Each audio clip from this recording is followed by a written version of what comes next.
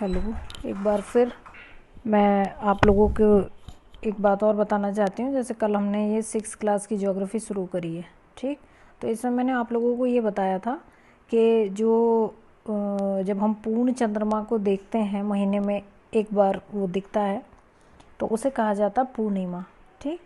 और जब 15 दिन बाद वो धीरे धीरे कम होता चला जाता है, और उसके बाद जब 15 दिन हो जाते हैं तो उस दिन वो एकदम गायब हो जाता है।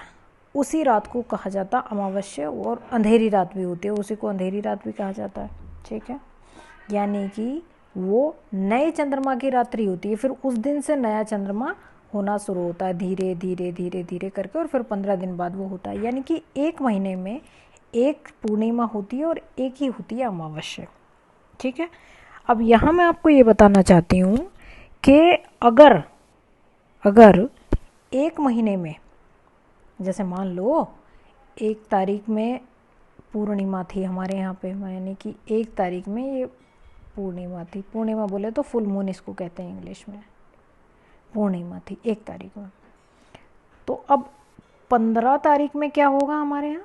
15 में अमावस्या हो जाएगी, हो जाएगा ना, ठीक। अब 15 तारीख के बाद मान लो ऐसा हो जाए कि 29 या 30 को, 14 या 15 तारीख को ये होगी पूर्णिमा, अमावस्या, सॉरी 29 तारीख में, अरे यार कहाँ चला गया, 29 तारीख को मान लो ऐसा हो जाए कि जो है, क्या बोलते हैं इसको, मान लो 29 में ये हो जाए कि फिर से पूर्णिमा आ जाए, फिर से पूर्णिमा आ जाए, तो ये वाली जो पूर्णिमा होगी ना, इसको कहा जाता है ब्लू मून। ब्लू मून, ठीक है। यानी कि नॉर्मली देखें हम तो एक महीने में एक पूर्णिमा और एक अमावस्या होती है नॉर्मली दिनों में, और अगर हम इसी चीज़ को एक पूर्णिमा से ज़्यादा पूर्णिमा आ जाए एक महीने में, उसी एक महीने में अगर 2 पूर्णिमा हो जाएं, तो जो सेकंड वाली पूर्णिमा होती है उसको कहा जाता है ब्लू मून। एक बात तो हमें ये याद रखनी है। और दूसरी बात जो याद रखनी है वो ये कि जैसे हमने यहाँ देखा,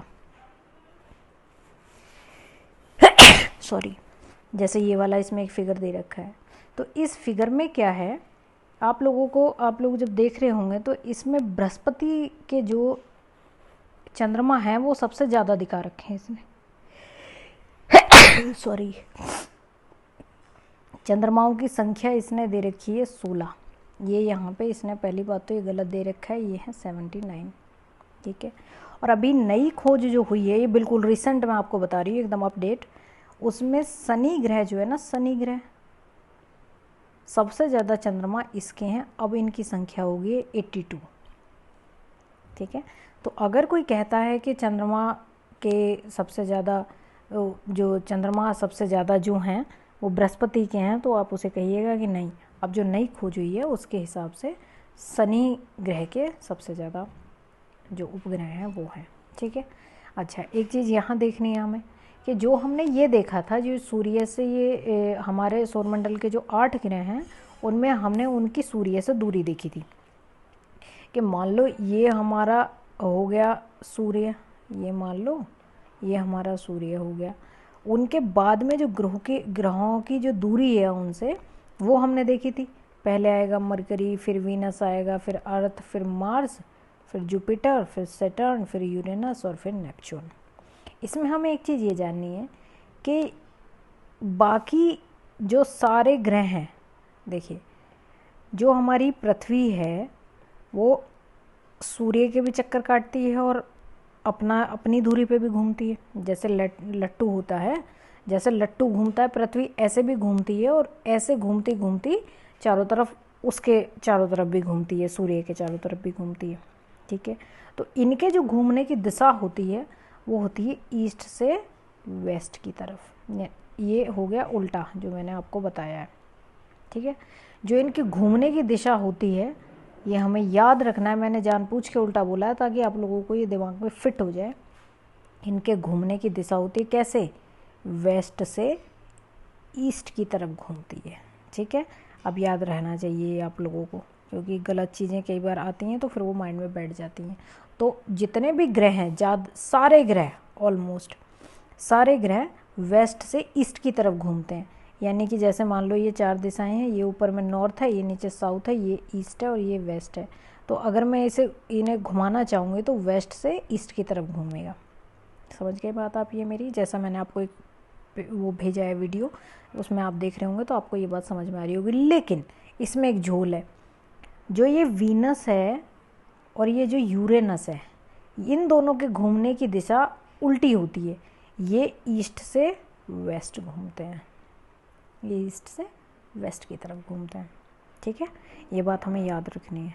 अगर इसमें कोई आपको दिक्कत आएगी तो आप वो मुझे बता दीजिएगा।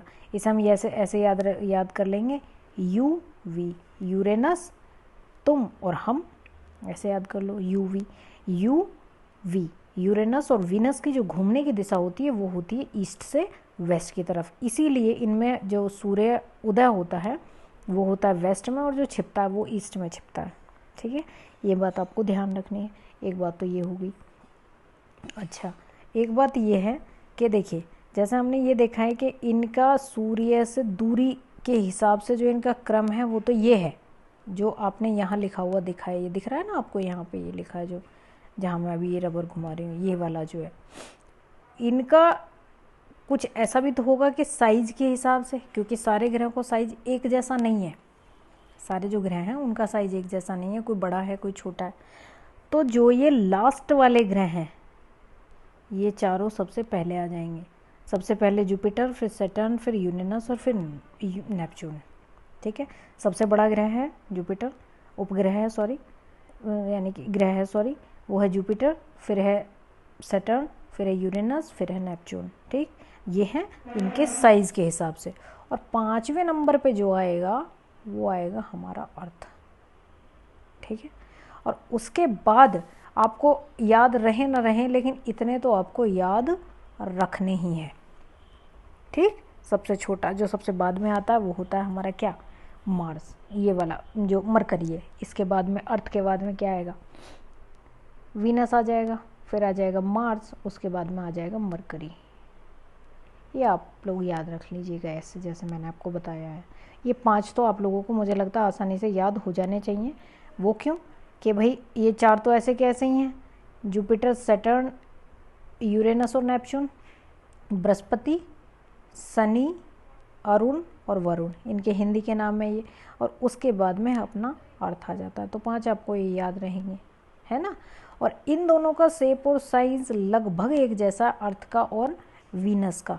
तो अर्थ के बाद में इसे इसकी ट्विन सिस्टर भी कहा जाता है वीनस को, यानी कि इसकी जुड़वा बहन, जुड़वा ग्रह भी कहा जाता है। तो पृथ्वी के बाद में आ जाएगा वीनस, ये ऐसे याद रह जाएगा। और उसके बाद में आ जाएगा मार्स, और जो सबसे छोटा है वो है मरकरी, बुध। ये भी आप लोगों को याद रखना है। ये कुछ ऐसी बातें थी जो इस चैप्टर में नहीं थी, तो मैंने आपको बता दी एक दिन एकदम अपडेटेड इन्फॉर्मेशन के साथ में, ये मैंने आपको बताया है। ठीक है, इससे आगे का जो भी होगा वो अगली क्लासेस में आपका आता जाएगा। मुझे लगता है कि देखिए, अब एक चीज़ और मैं आपको बता देती हूँ। इसमें जो है, इसमें एक कॉन्सेप्ट दिया हुआ है, ये बोने ग्रह का दिया हुआ है। देखिए, मैंने आज आपको एक वीडियो भेजा है, उस वीडियो में क्या है कि मैंने आप लोगों को ये दिखाया है कि ग्रह जो हैं वो घूमते कैसे हैं, उनके घूमने की क्या दिशा है, किस तरह उनका रोटेशन और रिवोल्यूशन होता है। अभी वो मैं आपको आगे बता दूंगी। अभी आपको मैं जितना बोल रही हूँ सिर्फ आपको उतना समझना है।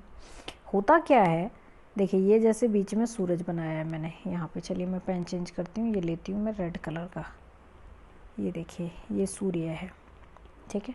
उसके बाद ये मैंने जो है येलो कलर से मैंने ये यहाँ पे ग्रह बनाए, छोटे छोटे जैसे भी हैं, ये सभी मैंने ग्रह बना दिए। अब देखिए, इनके घूमने का पाथ मैं ब्लू कलर से बना रही हूँ। कैसे घूमते हैं, एक तो ये ऐसे घूमेंगे इसके चारों तरफ, ये जितने भी हैं 8 है ना, ये जैसा कि मैंने वीडियो में आपको दिखाने की कोशिश की है, समझाने की।